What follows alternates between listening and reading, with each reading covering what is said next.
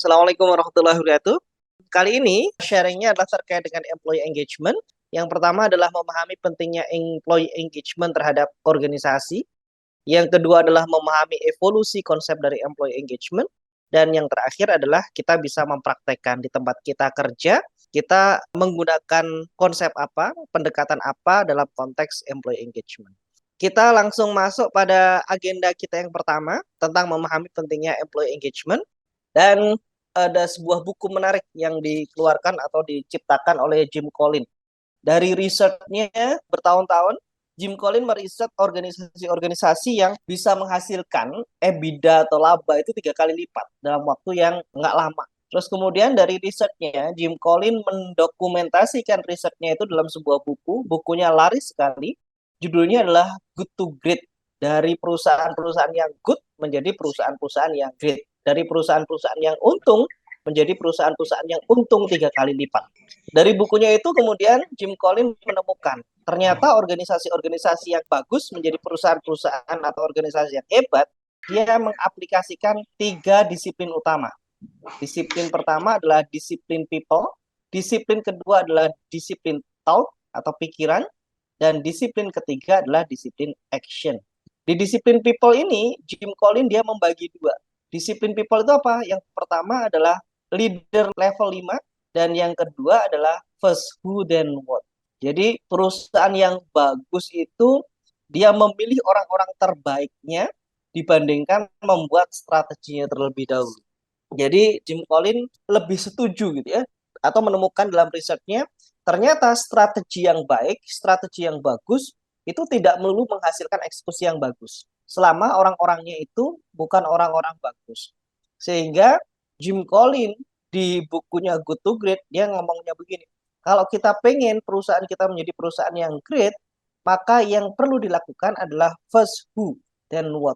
Pilih orang-orang terbaik dulu, baru kemudian bikin strateginya. Dan dalam konteks itu, Jim Collins ngomong begini, people are not your most important asset, but the right people are.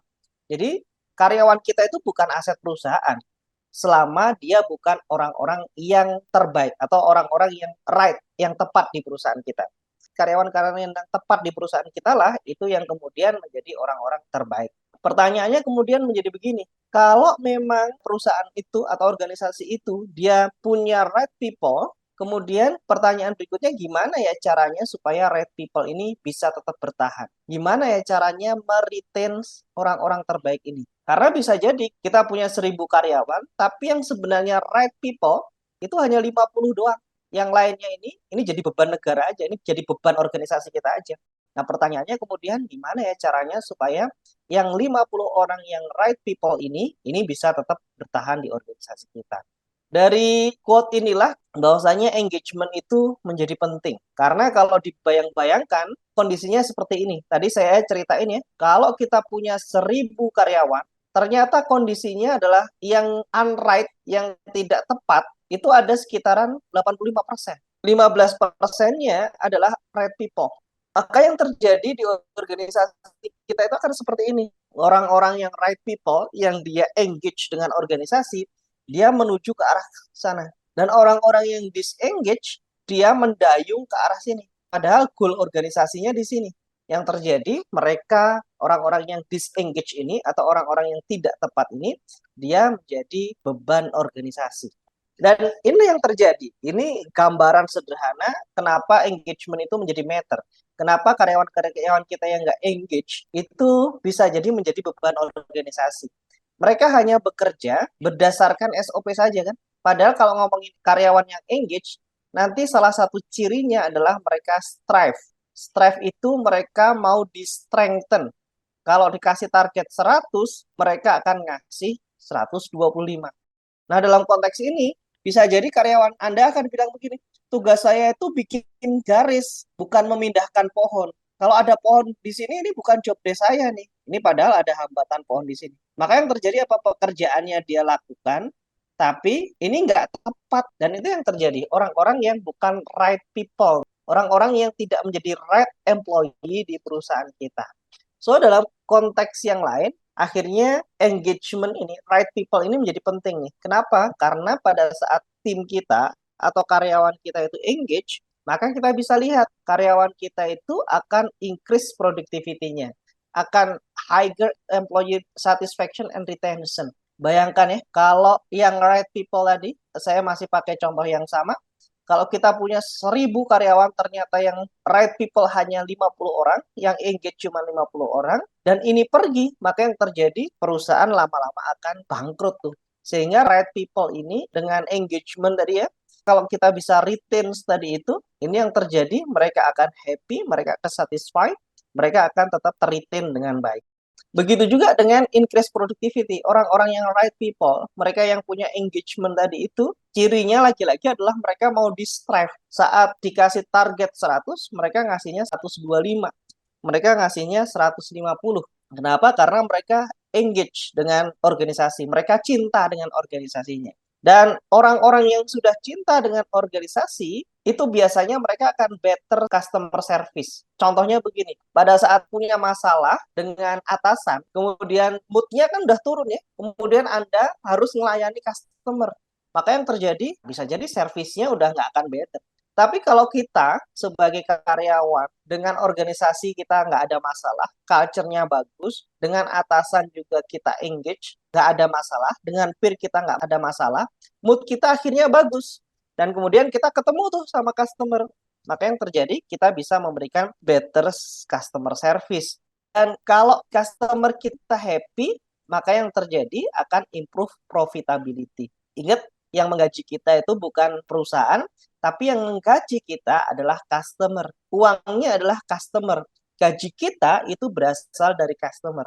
Kalau customernya happy, maka kemudian customer akan melakukan pembelian berkali-kali ke perusahaan kita. Dan tentunya dengan pembelian itu, profit dari perusahaan itu akan improve. Dan lagi-lagi kalau disusur lagi, gimana caranya membuat customer kita happy? Orang yang layani harus happy dulu. Dan itulah poin dari employee engagement tersebut. Nah, ini ada another survei nih yang dilakukan oleh Gallup. Gallup ini adalah salah satu konsultan yang salah satu produknya atau servisnya adalah terkait dengan employee engagement survey. Dia punya survei yang disebut Key 12 Survey of Engagement. Nah, dari hasil surveinya ini, Gallup mengeluarkan sebuah riset. Ternyata orang-orang yang engagementnya tinggi, dia less of absenteeism. Orang-orang yang kalau sudah suka, itu ibaratnya akan sering ngapel. Absensinya akan kecil. Tapi kalau kita udah nggak suka, udah nggak engage sama perusahaan, pengennya ngejauhin. Jadi pada saat kita engage, pada saat kita cinta, maka yang terjadi adalah absensinya akan turun. Dan kalau sudah cinta, employee turnover-nya juga akan turun. Pengennya ya berlangsung lama. Terus kemudian yang terjadi berikutnya adalah pada saat karyawan itu engage, akan fewer safety incidents. Safety incident itu akan kecil. Kenapa? Karena orang-orang ini disayang sama organisasi. Organisasi care, peduli sama mereka. Balasannya kemudian insidennya akan lebih kecil lagi. Dan pada saat orang itu dia cinta terhadap perusahaan, maka produk defect-nya juga akan kecil. Kenapa? Wah, saya udah nggak mikirin lagi tanggal 30 gajian atau tidak. Karena salah satu yang membuat saya engage itu, saya digaji tepat waktu. Dan saya udah nggak mikirin itu, sehingga saya bisa kerja dengan fokus. Pada saat saya bisa kerja dengan fokus, maka produk defect akan berkurang. Riset lain juga ngomong yang dari Gallup ya, kalau karyawan kita engage, tim kita engage, maka produktivitinya akan naik dan profitability-nya juga akan naik. Kemudian kita reflect yuk pada karyawan kita sekarang. Apakah karyawan kita engage atau tidak? Karyawan di perusahaan saya itu yang sebelah mana? Yang sebelah kiri atau yang sebelah kanan? Kalau kerja itu antusias banget, mereka punya ownership yang tinggi, mereka mengembangkan diri, punya inisiatif-inisiatif, senang memberikan ekstra mile, senang lembur walaupun nggak dibayar. Mereka juga berkomunikasi dengan atasan, nggak ngegas. Itu kalau ciri-ciri ini terjadi, maka bisa jadi karyawan di tempat Anda itu karyawan yang engage. Sebaliknya, kalau ada ciri-ciri di sebelah kanan ini, setiap kali ada karyawan yang datang ke tempat Anda, mereka ngeluh, maka bisa jadi menjadi salah satu ciri disengage employee. Kemudian bisa jadi mereka juga tanyakan, ini ada perubahan, kita itu sampai hektik loh, perubahannya gini, gini, gini, gini. Mereka sering protes dengan perubahan-perubahan yang terjadi. Kalau ini yang terjadi, kualitas pekerjaannya rendah, bisa jadi ini adalah ciri-ciri disengage employee. Atau ciri lainnya adalah tidak inisiatif untuk penilaian kerja. Jadi pada saat dipanggil untuk penilaian kerja, kemudian ngapain saya harus dinilai dan segala. Toh sudah dibayar, toh saya sudah ngelakuin pekerjaan saya. Jadi kalau udah nggak suka dinilai, bisa jadi karyawan teman-teman itu sudah disengage. Terus karyawannya tidak menunjukkan minat belajar atau komunikasinya itu buruk, lingkungannya toksik, semuanya ngomongin di belakang. Kalau ke tempat smoking area yang diomongin selalu hal-hal buruk tentang perusahaan, kemana lagi yang diomongin hal-hal buruk, maka bisa jadi ini adalah simptom-simptom disengage employee. Jadi memang kita tidak bisa memastikan 100% karyawan kita itu engage. Dan kita tidak bisa ngeklaim karyawan kita itu 100% disengage. Yang ada seperti apa? Yang ada biasanya dia proporsi. Selalu ada orang yang kecewa dan selalu ada orang yang engage terhadap apa yang ditreatment oleh perusahaan. Jadi jangan berkecil hati kalau saat ini melihatnya yang karyawan saya disengage. Atau jangan berbesar hati kalau merasa, karyawan saya sudah engage semua.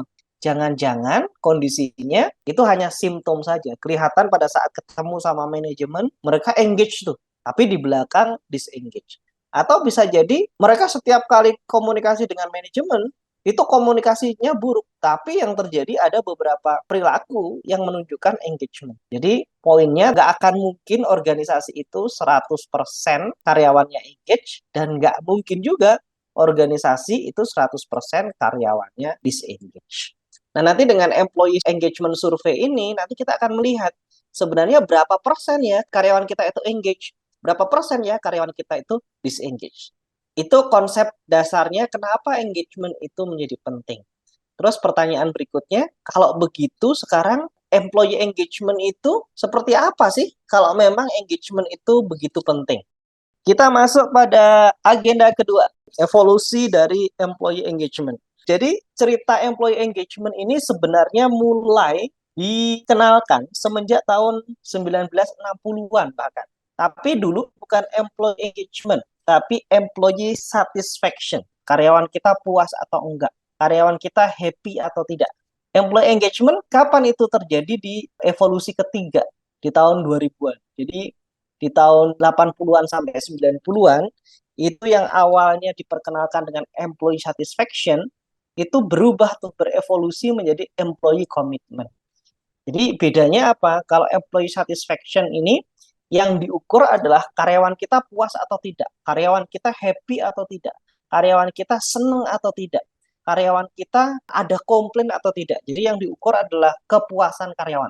Kenapa? Karena pada saat itu munculnya employee satisfaction itu terjadi pada saat Amerika itu baru Great Depression. Jadi ekonominya tidak baik-baik saja.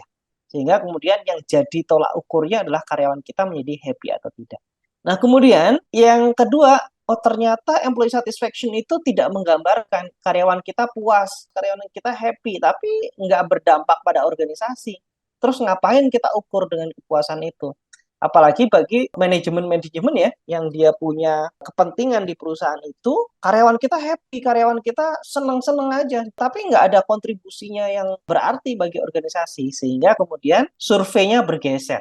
Yang awalnya berfokus pada employee satisfaction menjadi employee commitment. Jadi kalau employee commitment, ini konteksnya adalah yang diukur seberapa komit karyawan itu terhadap organisasi. Jadi bukan lagi yang diukur happy atau tidak happy, tapi yang diukur adalah komit nggak dengan job desk-nya, komit nggak dengan KPI-nya, komit nggak dengan peraturan perusahaan.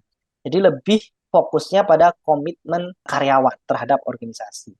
Nah, ini pun juga kemudian berkembang lagi di tahun 90-an awal berkembang menjadi employee engagement. Kenapa? Pada saat yang diukur adalah employee commitment saja, kok rasanya kita bermanajemen ya, kita nggak memihak pada karyawan ya. Nah, kemudian mulai dimuncul ini yang namanya employee engagement. Sederhananya, employee engagement itu adalah hasil kali dari satisfaction dikali dengan contribution.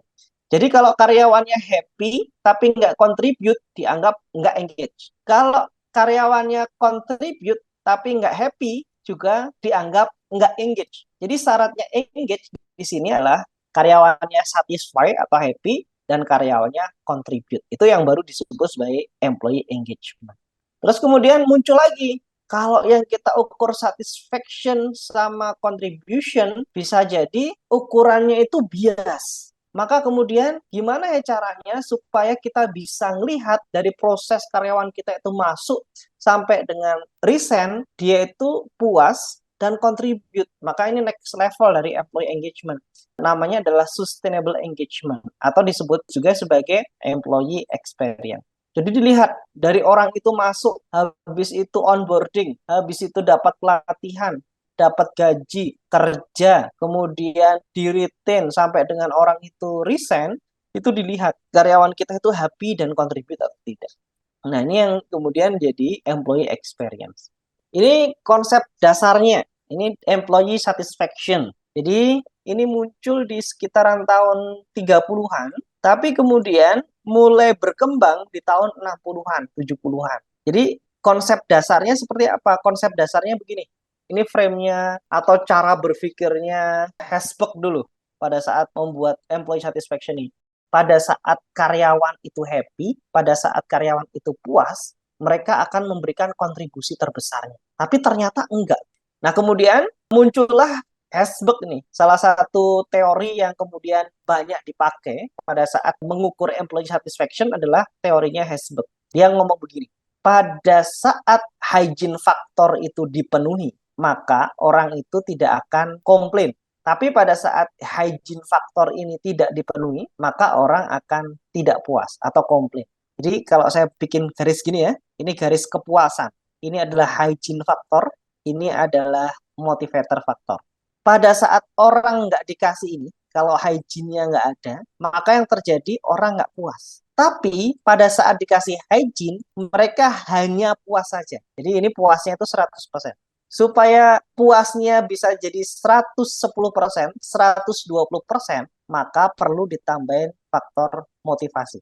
Apa yang terjadi kalau dikasih motivasi terus, dikasih faktor yang ini terus, diapresiasi, direkognisi, kemudian dikembangin, dan lain seterusnya, tapi nggak digaji dengan benar. Pekerjaannya ini proyek ayah bunda, hanya memberi tak harap kembali. Ya. Maka yang terjadi, walaupun orang diapresiasi, walaupun orang dikasih personal growth atau training, dikasih pujian dan lain seterusnya, tapi gajinya bermasalah, maka yang terjadi, ini akan mentok di sini nih. Ya, paling tetap dapat 50%, 60%. Kenapa? Kalau menurut teorinya Hesburgh, ini harus diselesaikan dulu. Hygiene-nya harus benar dulu, baru yang intrinsic factor atau motivation-nya baru ditambahkan. Jadi basic foundation-nya harus benar dulu, baru kemudian motivation-nya baru ditambahkan. Nggak boleh sebaliknya, nggak boleh motivation dulu, baru hygiene dulu, atau nggak boleh motivation dulu, baru kemudian ditambahin hygiene. Nggak boleh. Kalau menurut konsepnya Hesburgh, hygiene dulu benerin, baru kemudian motivation-nya ditambah. So, ini balik ke yang saya gambar tadi ya. Jadi, must be supaya orang itu berada dalam titik kepuasan dulu. Ini titik normalnya, maka yang sebelah kiri itu harus dikasih dulu. Nah, yang sebelah kiri ini harus bener dulu nih. Kalau ini nggak bener, maka dikasih ini nggak akan mempan. Jadi ini dibenerin dulu, habis itu ditambahin dengan ini. Apa saja yang sifatnya hygiene factor, compensation for day off contohnya. Jadi kalau cuti atau hari libur itu ada kompensasinya. Terus yang kedua adalah appreciate salary. Gajinya harus appreciate. Kemudian bonusnya harus appreciate, harus menggembirakan. Kemudian workplace-nya, tempat bekerjanya harus comfortable, harus nyaman. Tempat kerjanya harus safe, harus aman. Tempat kerjanya harus clean, harus bersih. Kemudian fasilitas-fasilitas dan equipment-nya untuk bekerja itu disupport, ada dan disupport. Terus kemudian clear career stage itu juga ada, itu must be, harus ada dulu. Baru kemudian kita ngomongin yang motivation-nya. Motivation-nya sifatnya atraktif, apa yang bisa nambahin supaya bisa jadi 105%, 120% engagement-nya. Nah, ini bisa jadi adalah working hours. Bisa jadi adalah atasan itu baik kepada timnya. Bisa jadi adalah performance appraisal-nya itu dilakukan secara transparan. Bonusnya itu diberikan secara transparan. Kemudian relationship, hubungan antara karyawan dengan karyawannya itu bagus. Kemudian good working relationship, oke, sama ya. Terus kemudian komunikasi itu clear antara karyawan. Kemudian termasuk di dalamnya adalah clear instruksi dari karyawan. Kemudian program untuk promote employee welfare. Jadi benefit-benefit lain itu ada programnya. Kemudian ada medical fee, ada training, ada challenging existing job, dan lain seterusnya. Dan ini yang terjadi hasil kali dari konsep hygiene factor atau two theory motivation. Nah, ini yang terjadi kalau high motivation plus high hygiene factor, maka yang terjadi karyawan satisfy. Ini kalau di sini bahasanya adalah satisfy, bukan ngomongin engage ya, tapi satisfy. Kalau high motivation, ininya bagus, tapi low hygiene factor, ininya turun. Maka apa yang terjadi? Ya biasa-biasa aja. Ini kalau tadi kita pakai net promoting score, ya dia di 7 aja nih skornya. Low motivation, high hygiene factor, ini 7, ini bisa jadi 8. Low motivation, low hygiene factor, ya dia akan kurang dari 7 biasanya. Jadi penuhi dulu must-be-nya, baru kemudian kasih atraktifnya. Fase kedua, di perjalanan atau evolusi kedua dari employee satisfaction, itu namanya sekarang adalah employee commitment. Nah, ini dark set-nya ya.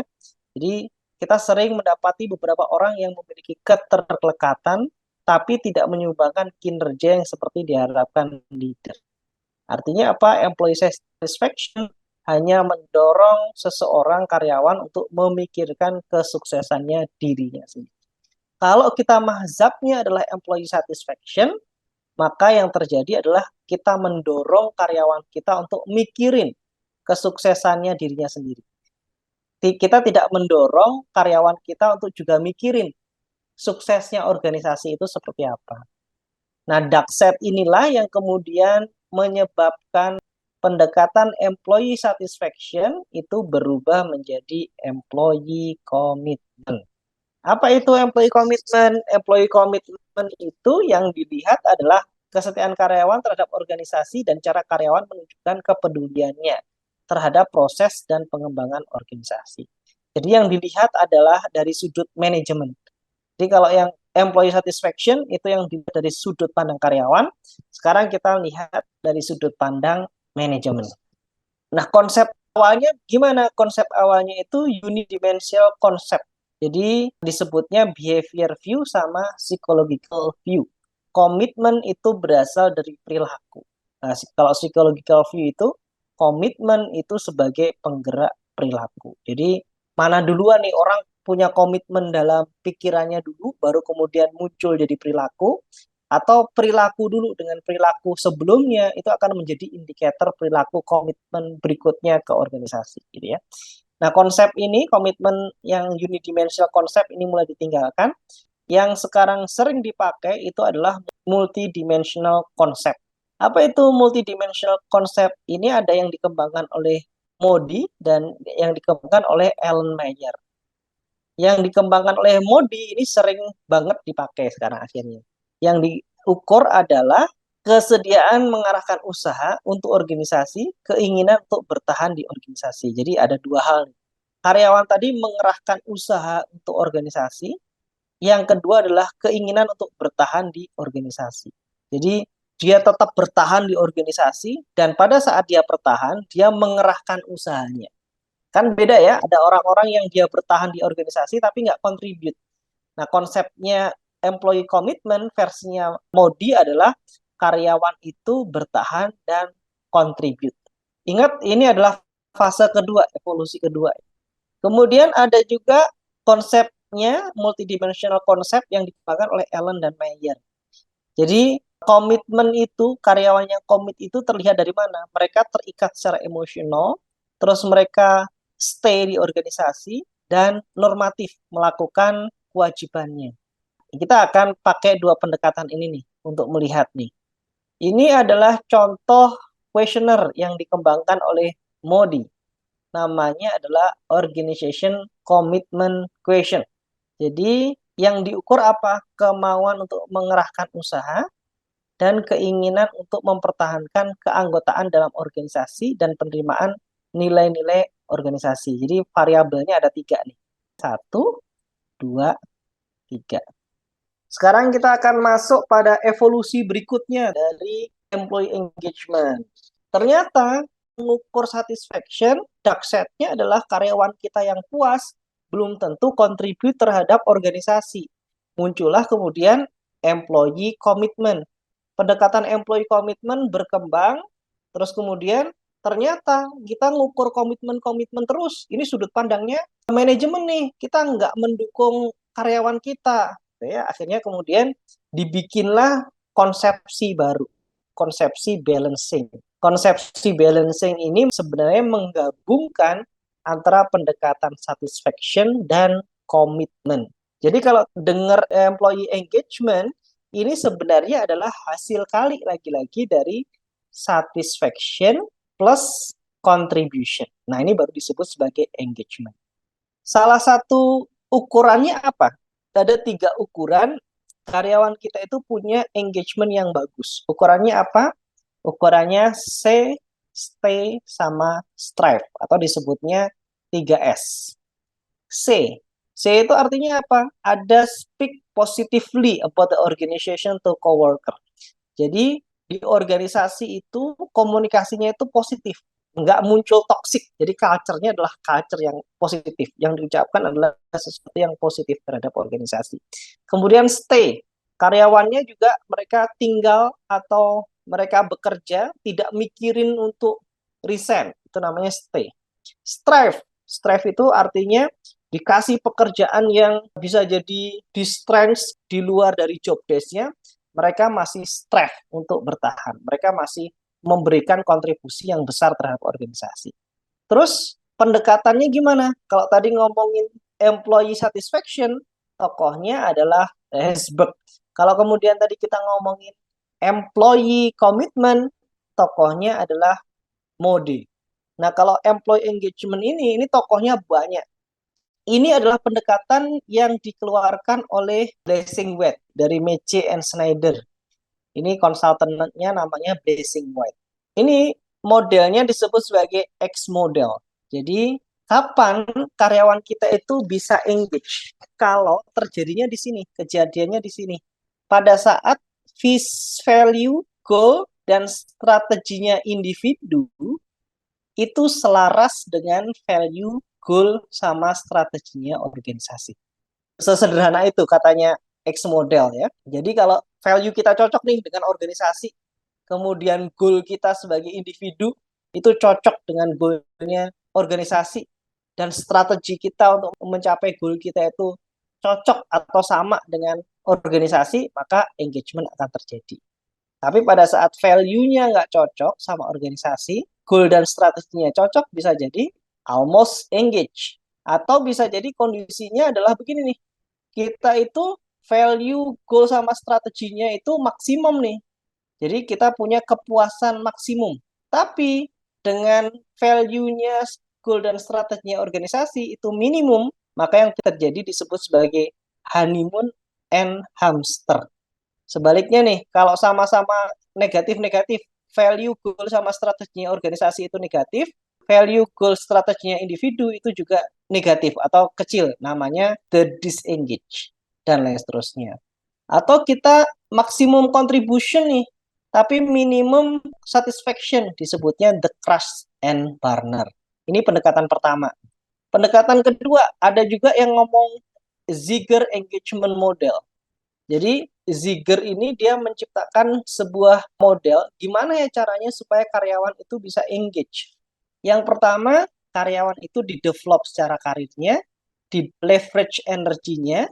Jadi kalau karyawan kita kerja 8 jam, ternyata 6 jamnya itu sudah selesai pekerjaannya, masih ada 2 jam lagi nih untuk di-leverage energinya. Maka kemudian dikasih leverage energy, dikasih pekerjaan-pekerjaan lain. Kemudian ada experience well-being. Jadi ada pekerjaan-pekerjaan dan kehidupannya itu bisa work-life balance, bisa balance. Kemudian penghargaan dari organisasi. Terus ada komunitas di dalam organisasi dan ada serve customer, ada pelayanan terhadap customer. Setidaknya ada 7 model pendekatan di dunia praktisi ya. Inti yang familiar sering digunakan oleh organisasi untuk membangun engagement model di organisasi. Yang pertama ya ini X model, yang kedua Ziegler, yang ketiga adalah model engagement dari Deloitte. Kalau Deloitte ngomongnya gimana? Supaya orang engage, maka ini yang perlu dikasih. Ini adalah variabel-variabelnya. Dikasih meaningful work, dikasih hand-on management, dikasih positive work environment, dikasih grow opportunity, dan yang terakhir ada trust in leadership. Variabel-variabelnya ini. Nah, ini pendekatan engagement model ketiga yang familiar. Yang keempat, ada juga nih pendekatan engagement survei yang dikeluarkan oleh Gallup. Pendekatannya kalau dari Gallup, ini dia disesuaikan dengan Maslow. Yang paling bawah ini kan basic need nih. Yang kedua, kemudian individual contribution. Yang ketiga adalah teamwork. Dan yang kelima adalah group. Ini maksudnya nomor-nomor ini apa? Jadi Gallup itu dia membuat 12 pertanyaan untuk mengukur seberapa engage karyawan kita. Nah, ini ke-12 tadi itu kalau dibagi ke dalam Maslow piramid ini kurang lebih begini. Ini ada another framework lain nih yang familiar juga digunakan oleh organisasi. Tujuannya apa? Lagi-lagi kalau mau bikin survei, ini kalau pakai pendekatan Aon Hetzwitz engagement model ini, variabelnya ini nih, work, people, opportunities, total reward, community practices, quality of life. Indikatornya apa? Indikatornya ini. Ada empowerment, ada sense of accomplishment, ada work task, ada senior leadership, dan lain seterusnya. Nah, ini adalah pendekatan dari Aon and Auschwitz. Terus kemudian pertanyaannya gini, jadi kalau saya mau ngembangin employee engagement di perusahaan saya harus pakai mazhabnya siapa? Saya harus pakai pendekatan yang mana? Saya harus pakai model engagement yang mana? Jadi nanti perhatikan nih 3 pernyataan ini. Sebenarnya main engagement problemnya temuin itu di mana? Di faktor apa? Target perusahaannya itu apa? Terus kemudian sudah align atau belum antara KPI sama company goal. Kalau masih bingung, gampang. Ini sudah dibikin komparasi nih. Apakah saya pakai modelnya pendekatannya Gallup yang 12 pertanyaan itu cukup? Ataukah saya pakai pendekatannya Aon Hetzwitz? Itu apakah saya pendekatannya Tower Watson dan lain seterusnya? Ini ada 4 perbandingan nih. Pertimbangkan dengan relevansinya dengan bisnis, dengan teknologi yang akan digunakan, terus benchmarking sama sustainability. Kita masuk ke evolusi berikutnya dari employee engagement. Dengan employee engagement ini, gimana ya supaya even good can be better, gitu kan katanya begitu. Apa yang sudah bagus ini menjadi lebih bagus lagi. Nah, kemudian berkembanglah konsepsi employee commitment menjadi employee experience. Apa ini employee experience? Adalah sekumpulan persepsi yang dimiliki karyawan tentang pengalaman mereka ketika bekerja sebagai respon terhadap interaksi mereka dengan organisasi. Jadi yang diukur adalah proses berjalannya. Jadi si karyawan itu ngikutin life cycle-nya sebagai karyawan itu dari hire sampai dengan retire. Itu yang diukur terus tuh. Kalau bedanya dengan employee engagement itu adalah variabelnya. Kalau yang employee experience adalah pengalamannya. Kalau tadi yang employee engagement ini lebih diukur juga yang sifatnya profesional, maka employee experience ini hubungannya adalah personal ke karyawan. Jadi lebih bersifat emosional. Ini salah satu framework yang familiar digunakan pada saat kita ngomongin employee experience. Frameworknya ini dipopulerkan oleh Jacob Morgan. Jadi employee experience itu terdiri dari culture environment, technological environment, sama yang terakhir adalah physical environment. Apa yang terjadi kalau culture environment sama physical environment ini ada sinerginya, tapi technological environment itu nggak ada masuk di dalamnya. Maka yang terjadi adalah engage, orang akan engage. Dan apa yang terjadi pada saat technological environment ketemu dengan cultural environment? Yang terjadi adalah empower. Jadi karyawan merasa di empower. Dan apa yang terjadi pada saat technological environment ketemu dengan physical environment? Yang terjadi adalah enable. Dan pada saat tiga lingkungan ini bertemu, maka yang terjadi adalah experience. Masing-masing lingkungan itu diidentifikasi tuh oleh si Jacob Morgan. Lingkungan fisik itu apa aja? Lingkungan fisik itu ini disingkatnya COO. Choose to bring friend or visitor, offer flexibility, organization value, leverage multiple workforce option. Dan lingkungan teknologi ini ada 3 rumusannya. Disingkatnya ACE. Availability for everyone, customer grade technology, dan employee need versus business requirement. Sedangkan di lingkungan budaya, cultural environments, itu disingkatnya liberated. Nah, ini yang akan membedakan nanti pada saat kita bermainnya di mana nih, employee engagement atau employee experience. Kalau employee experience, maka yang dilihat adalah ini, mulai dari attract atau hire sampai dengan retire. Pengalaman-pengalamannya seperti apa? Dan harus ada 3 unsur tadi itu. Pada saat kita attract, itu kita menggunakan teknologi nggak? Kalau kita menggunakan teknologi, teknologinya itu memudahkan, itu bisa jadi nanti employee experience-nya bagus. Selain teknologi, cultural environment-nya gimana? Match nggak antara yang direkrut sama yang merekrut? Nah, itu environment culture-nya. Dan yang terakhir adalah physical environment. Ada flexibility nggak, ada di offer choose to bring friend or visitor nggak, terus kemudian organization value-nya ini merefleksi nggak, kemudian leverage multiple workforce option-nya itu juga terjadi atau enggak. Nah, kalau 3 elemen tadi itu masuk, ini employee experience-nya di attract itu kejadian. Begitu juga pada saat rekrut. 3 lingkungan tadi itu saling berhubungan nggak? Kalau berhubungan, lagi-lagi adalah employee experience-nya terjadi. Nah, ini sudah dibikin panduannya. Kalau ngomongin attract, ini berarti supaya masuk 3-3 lingkungan tadi itu, yang diomongin adalah diversity-nya. Terus kemudian ngomongin tim kompetensi metriknya. Kemudian kalau direkrut, poin yang perlu diperhatikan adalah personal map-nya sama moving motivator-nya. Begitu juga sampai dengan exit-nya. Ini disebut sebagai employee experience. Masih ingat ya, beberapa waktu yang lalu Twitter itu diakuisisi oleh Elon Musk. Dan yang terjadi berikutnya, Elon Musk kan dia bikin kebijakan tertentu. Banyak karyawan Twitter resign dan semua kantor tutup. Nah, dalam konteks itu, change management itu memang akan berdampak terhadap engagement-nya seseorang. Artinya, dalam konteks itu, kita memang perlu menyiapkan pada saat proses change management itu proses engagement juga. Jadi biar smooth gitu ya proses change manajemennya. So, jadi secara siklus, ini adalah siklus pada saat kita mau mengembangkan atau mengaplikasikan konsep employee engagement di perusahaan. Flow pertama adalah kita merencanakan. Jadi yang pertama kali kita rencanakan adalah questionnaire design. Desainnya mau seperti apa sih? Apakah hanya pertanyaan yang sifatnya skala Likert atau ada nanti akan ada observasi, ada wawancara, ada FGD dan lain seterusnya.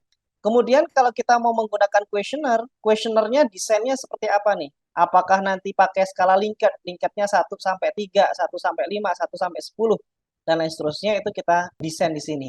Kemudian jangan lupa melakukan communication plan. Nah, kadang-kala gagalnya employee engagement itu ada di sini nih, di communication plan. Terus kemudian habis di planning apa? Di implementing, kemudian dianalisa hasilnya, kemudian dikomunikasikan hasilnya, kemudian kita ambil taking action, dan yang terakhir adalah reviewing progress. Kita mulai dari planning. Jadi di planning ini ada 3 action. Yang pertama adalah question design, questionnaire design, sama communication plan-nya sekarang. Kemudian cara milihnya gimana kalau ngomongin questionnaire design? Kan kita ngomongin sekarang kalau questionnaire design itu kita mau menggunakan mazhabnya siapa nih untuk ngedesain. Yang namanya employee engagement itu ada beberapa framework kan, ada X-Model, ada AONS, ada Gallup.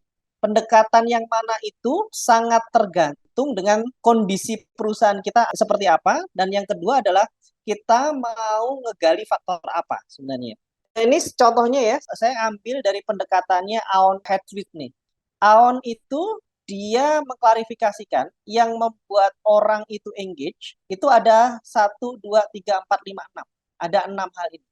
Yang pertama dari work ya, kemudian yang kedua adalah dari people, yang ketiga opportunity, yang keempat total reward, yang keempat company practice, dan yang kelima adalah quality of life. Boleh nggak kita menggunakan pendekatan lain? Boleh.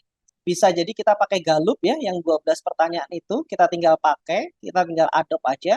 Atau salah satu lainnya kita menggunakan pendekatan Aon ini. Nah, nanti pertanyaan kedua adalah begini, apa nih yang mau kita gali lebih dalam dari survei ini? Jadi ini tidak perlu masuk semuanya ya, bisa jadi ambil beberapa poin dari sini. Contohnya saja, kita mau lihat nih senior leadership di tempat kita itu seperti apa. Atau saya mau ambil item collaboration-nya saja. Atau kita mau ngebandingin benefitnya ini masih membuat karyawan kita engage atau tidak. Terus kemudian work-life balance-nya itu masih engage atau tidak. Nah, saran saya mulai fokusin nih pada saat ngedesain itu mau milih item mana yang mau kita survei. Kenapa? Karena semakin banyak pertanyaan, biasanya semakin orang ngasal jawabnya. Nah, itulah kenapa di Gallup itu dia cuma menggunakan 12 pertanyaan saja. Supaya semakin simple, itu harapannya itu semakin membuat orang engage dengan kuesioner yang disebarkan. Kemudian berapa banyak ya sampel yang perlu kita masukkan pada saat kita melakukan engagement survei. Jadi jika subjek penelitiannya itu kurang dari 100, maka sebaiknya ambil itu semua sebagai populasi.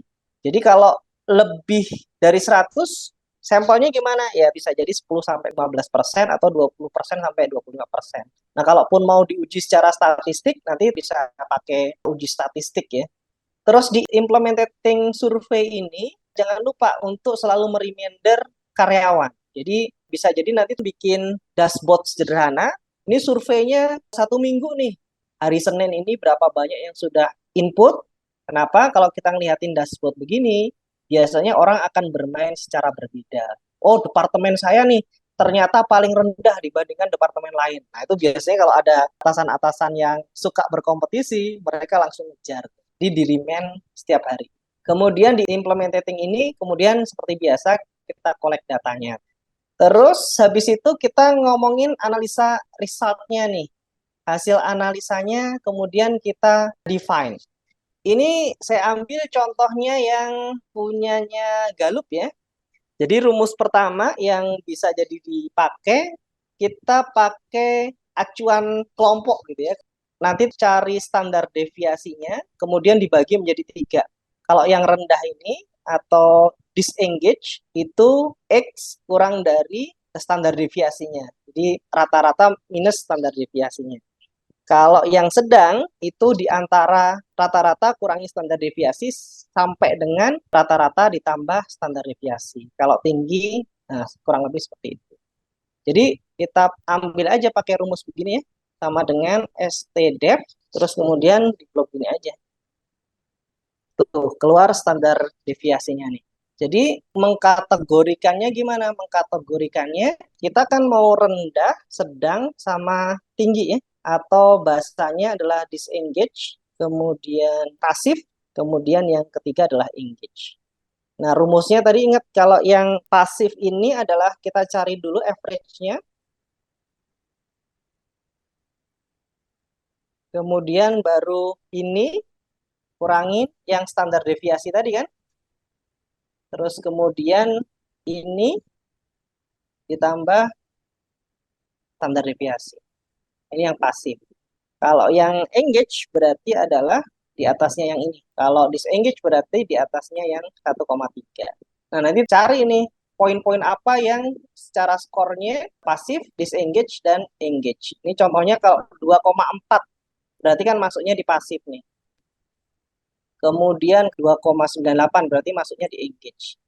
Dan lain seterusnya. Atau cara kedua, skor terbesar kurangi skor terkecil dibagi banyaknya kelas. Skor terbesar itu kan kita tadi pakai skala linkage tuh, skor terbesarnya 5 contohnya. Kemudian skor terkecilnya ada yang ngasih skor 1, berarti 5 kurangi 1 dibagi 4. Nah, itu interpretasinya nanti bisa bagi itu. Mana yang engage, mana yang not engage, mana yang disengage. Di ujung-ujungnya bisa lihat nih berapa persen yang engage, berapa persen yang nggak engage. kita sudah bikin kategorinya, akhirnya kita tahu berapa banyak karyawan kita yang engage sama karyawan kita yang nggak engage. Ini kita pakai sampel data ini nih. Ternyata ada 34% yang engage, 51% not engage, sama 15% actively disengage.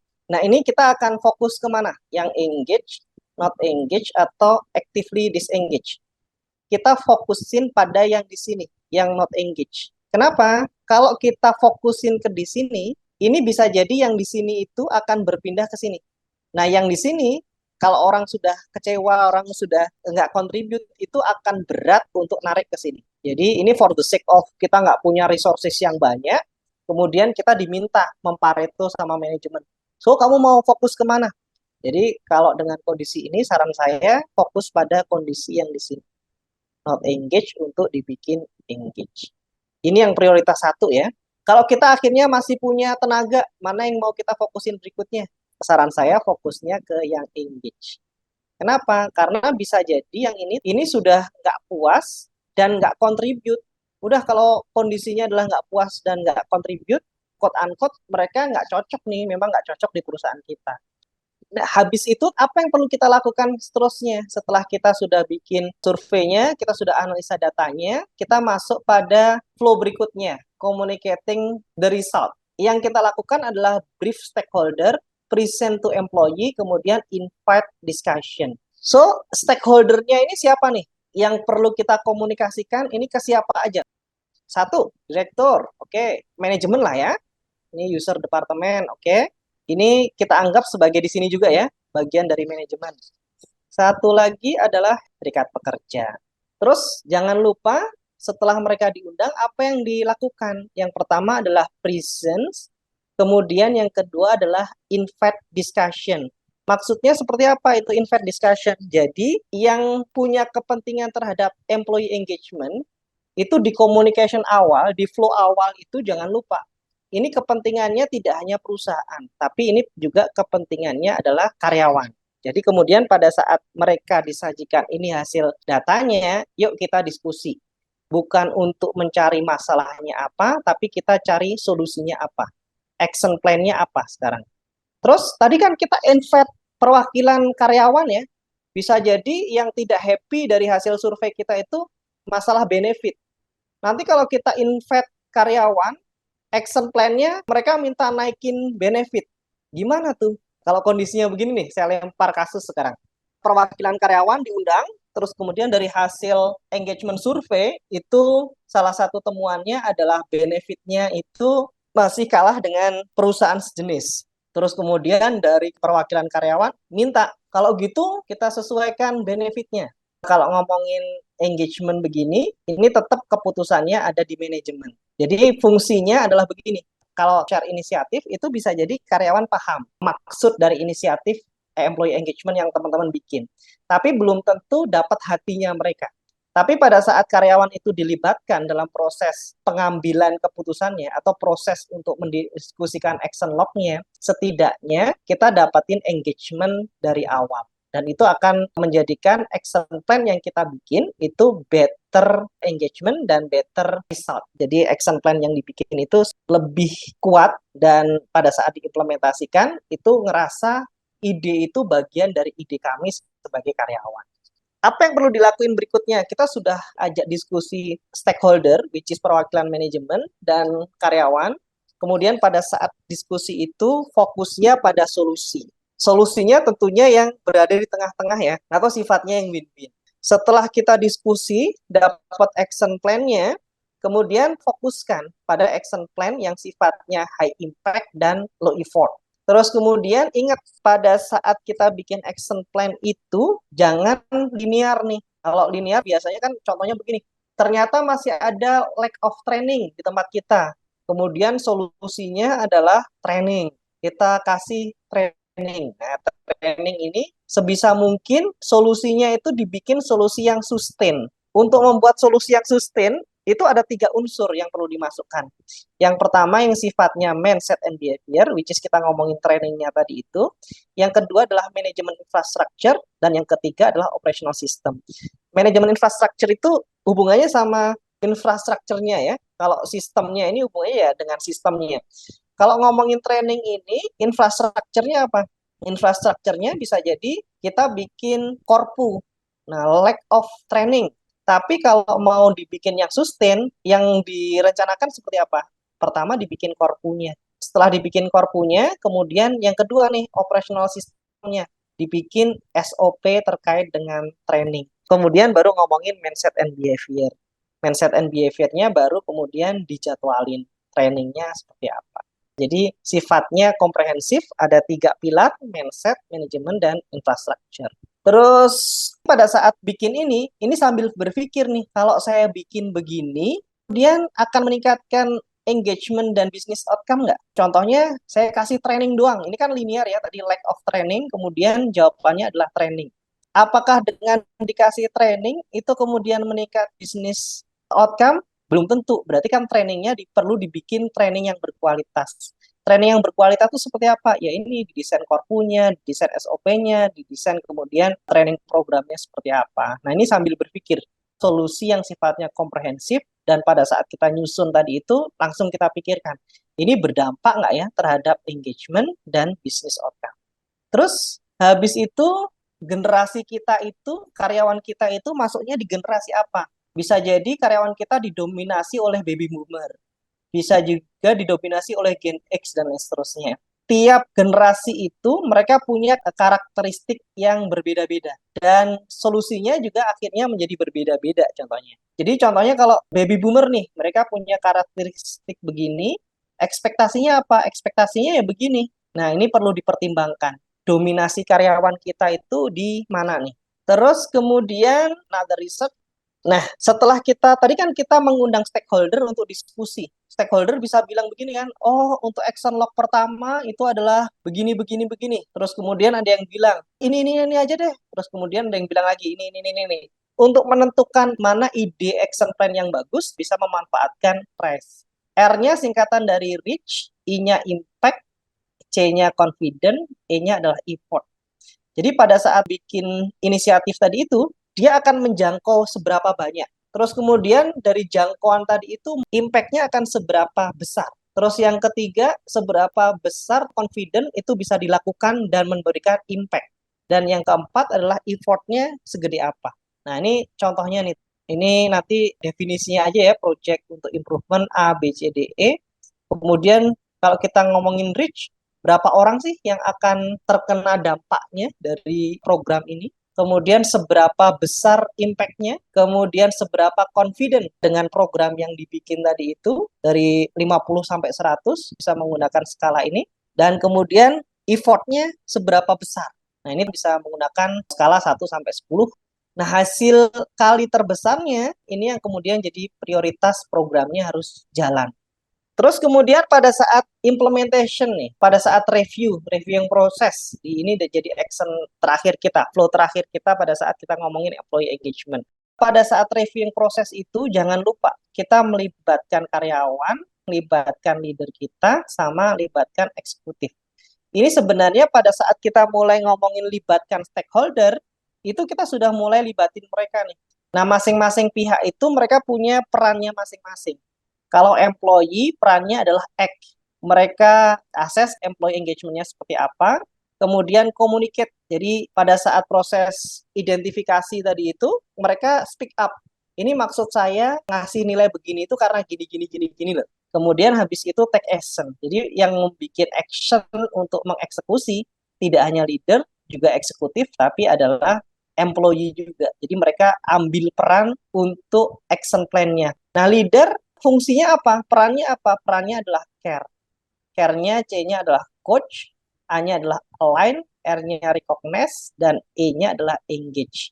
Jadi coach itu seperti apa? Tadi pada saat take action itu bisa jadi ada tema-tema yang sifatnya performance sama tema-tema yang sifatnya kepuasan kan, satisfaction. Nah itu perannya coach itu bersama-sama dengan karyawan dia ngawal. Kemudian yang kedua align, diselaraskan antara program coaching yang dilakukan dengan performanya organisasi. Terus kemudian pada saat proses action log tadi itu dieksekusi, itu kemudian dikasih recognition. Dan yang terakhir kemudian di-engage dalam diskusi-diskusi harian. Nah, seringkali seluruh action plan itu problemnya dikasihkan ke manajemen. Karena kita nggak ngelibatin ini nih, ngelibatin karyawan. Kalau dari awal kita ngelibatin karyawan, ini bisa jadi action plan-nya itu tidak melulu menuju ke manajemen. Tapi action plan-nya bisa jadi ke karyawan. Nah, itu pentingnya kita ngelibatin stakeholder dari awal. Kemudian kalau eksekutif, tugasnya ini, case, community, authenticity, signifikan, dan excitement. Gimana ya kalau ternyata hasil surveinya kita sudah tabulasi, kita sudah dapat, tapi ternyata eksekutifnya nggak involve, ya udah pasti itu nggak akan terlaksana tuh. Jadi kalau kita sudah mau ngelakuin engagement survei, memang dari awal kita minta komitmen dari eksekutif, kita mau ngelakuin ini dan ngejalanin ini, serta memfollow up dari engagement survei yang kita lakukan. Jadi itu udah harus dapat komitmen dari awal.